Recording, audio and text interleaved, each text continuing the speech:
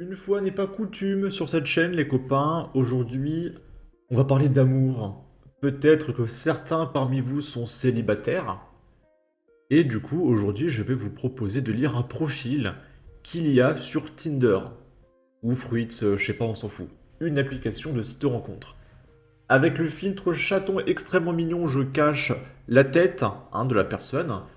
Et on va lire un petit peu sa bio. Nouveau front populaire, smiley drapeau palestinien. Maman seule, je ne recherche pas du tout un deuxième parent pour mon enfant, mais juste quelqu'un avec qui partager des bons moments autour d'une pizza ou devant une série. Je suis bi, gender fluide, féminin, bobo islamo-gauchiste.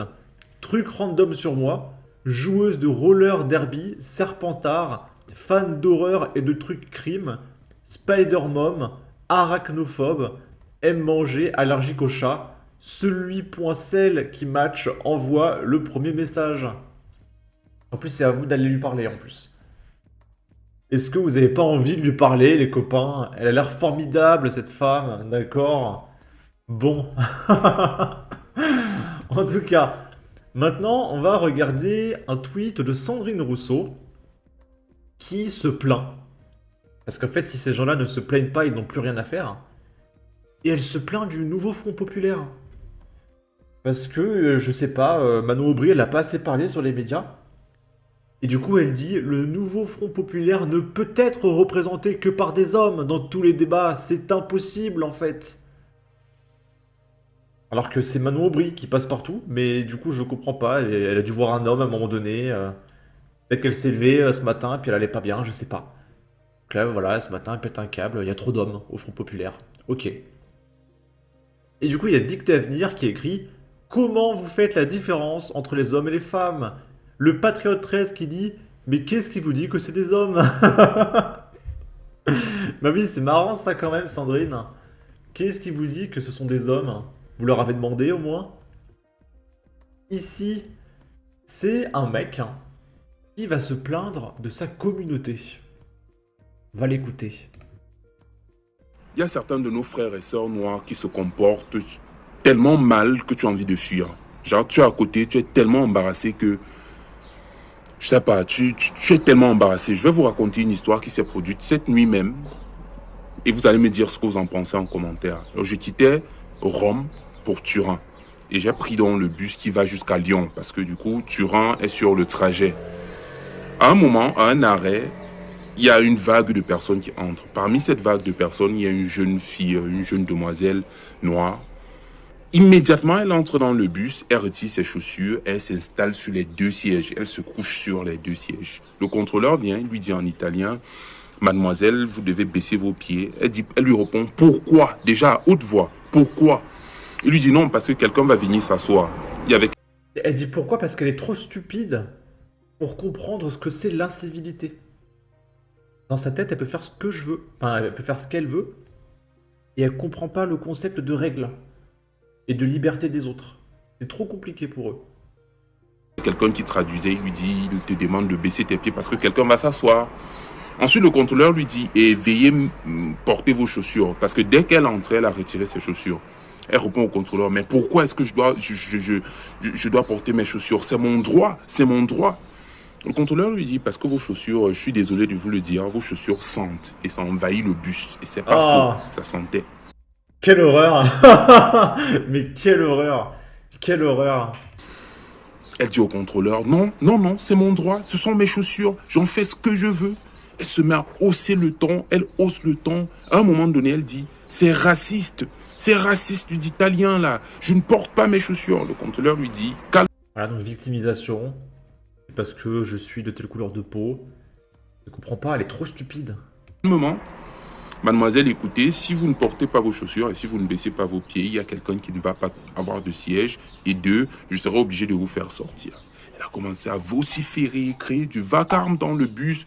Du coup, nous étions trois noirs. Il y avait elle, il y avait moi, il y avait une autre demoiselle noire tout au fond. Puisqu'elle était tout juste proche de moi, les gens ont commencé à me regarder. Probablement pour essayer d'interroger mon regard, pour comprendre l'avis que j'avais de la situation. J'étais tout juste, voilà, j'étais dépassé. J'étais éberlué, je ne savais pas du tout comment réagir face à ce genre de situation. Je ne savais pas, puisque je parle français, je parle italien, je ne savais pas si c'était à moi de faire la médiation en ce moment-là pour aller lui dire qu'elle avait tort et qu'elle devait justement porter ses chaussures, ou je devais tout simplement garder le silence, parce que parfois on dit qui ne dit mot consent. J'ai regardé la scène. À un moment donné, après avoir balancé toutes ces injures, elle a porté ses chaussures, après avoir injurié les Italiens et tout et tout. Moi, je ne sais pas. Pour moi, je l'ai dit au départ, c'est un comportement insupportable. Moi, ce qu'il y a beaucoup dans mon tram, c'est des gens qui mettent les chaussures sur les sièges des autres. Il y a un siège en face et le mec va s'allonger et mettre ses pieds sur le siège en face. Et après, quand quelqu'un arrive, bah, le mec retire ses pieds et du coup, il y a plein de terre sur le siège. Et du coup, la personne n'a plus envie de s'asseoir. Donc, il continue son chemin. Donc, hop, le mec se réinstalle. En fait, mettre ses pieds sur le siège, c'est un moyen de s'approprier le siège. Parce que plus personne ne voudra s'asseoir sur le siège pourri. Maintenant, c'est son siège. Et on vit le racisme, c'est vrai, mais parfois je pense que cette attitude de victimisation-là, et je ne sais même pas, on se rend compte que ce sont même les personnes qui souffrent le moins de racisme, qui sont les plus voilà, irritées et irritables par rapport à cette réalité-là. Venir en Italie, insulter les Italiens parce que tu es en train de rentrer en France, ça n'a pas de sens. Et je fais cette vidéo parce que justement, on a vu plusieurs jeunes, et ça me désole de le dire, jeunes noirs qui vivent en France, venir en Italie, insulter les Italiens, ensuite faire des vidéos pour dire comment est-ce qu'ils ont été victimes, ils ou elles ont été victimes de racisme en Italie. Partagez vos commentaires, faites-moi savoir, peut-être c'est moi qui ne suis pas assez éclairé, mais je suppose que pour le bien-être commun, tu entres quelque part, il faut respecter les règles du lieu. Tu ne retires pas tes chaussures, tu ne t'adosses pas sur le siège, sinon paye 2 sièges. Paye 2 sièges. Et cette manie de crier au racisme à tout vent, là, moi, personnellement, je ne suis pas convaincu. Mais j'aimerais savoir vos avis. Ah, mais s'ils font un TikTok, ça rapporte de l'oseille, des abonnés, de la visibilité. Donc ça rapporte de l'oseille de se victimiser. D'accord? C'est pour ça qu'ils le font aussi.